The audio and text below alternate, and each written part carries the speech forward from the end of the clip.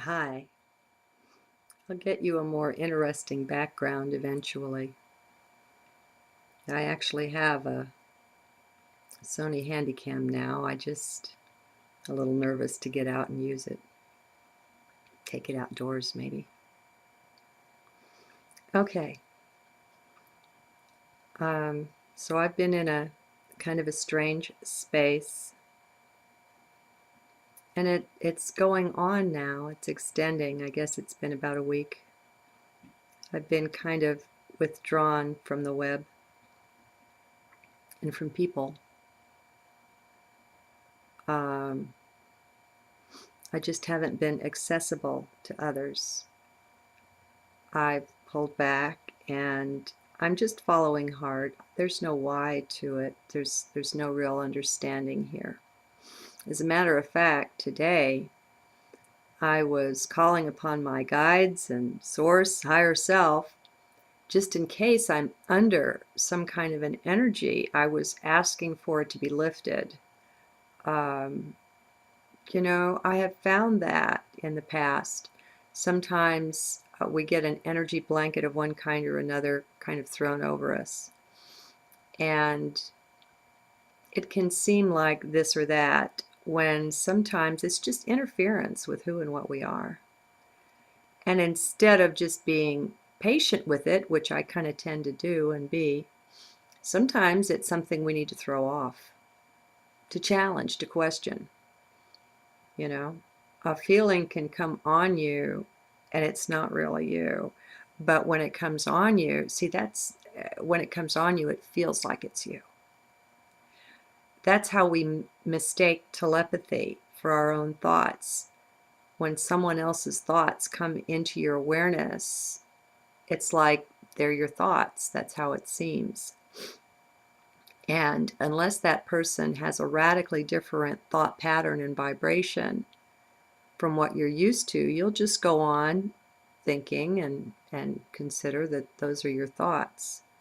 So the more stepping back we do, the more likely we are to begin to perceive this. And once you perceive it, it's the beginning of a great measure of liberation. And, it helps us stop taking things so personally. Life isn't personal. The separation we've been taught is artificial. It's very artificial. And it's maintained by our consciousness and our beliefs. Our awareness isn't, we just aren't who and what we think we are, and until we start questioning that, we're not going to find it out. What we accept, we give our free will consent to. That acceptance is a tacit consent to whatever it is. And as a for instance, I don't know this for a certain fact, but it resonates with me. It's something that I was taught about the nature of karma and telepathy, that if you have, let's say you have a thought come through, and let's say you're a guy, and you see a woman, and the thought that comes through your head is you strip her down naked, and you just see yourself getting it on with her. Well, then maybe you get guilty that you had such a thought, and you get to feeling, oh my God, that's terrible, shame on me kind of thing. And you go into a whole spiral with that. Well, sweetie, what if that thought was a projection? I mean, what if that wasn't you at all? How about we try rejecting things of which we don't approve, things that don't resonate with us? Reject it first.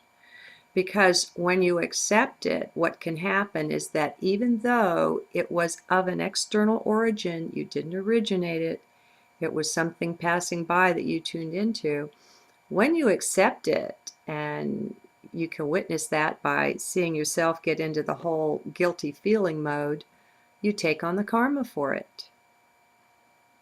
You gave it tacit consent. You see how that can work? So walk around as one big question mark. Let's be more aware of our own awareness.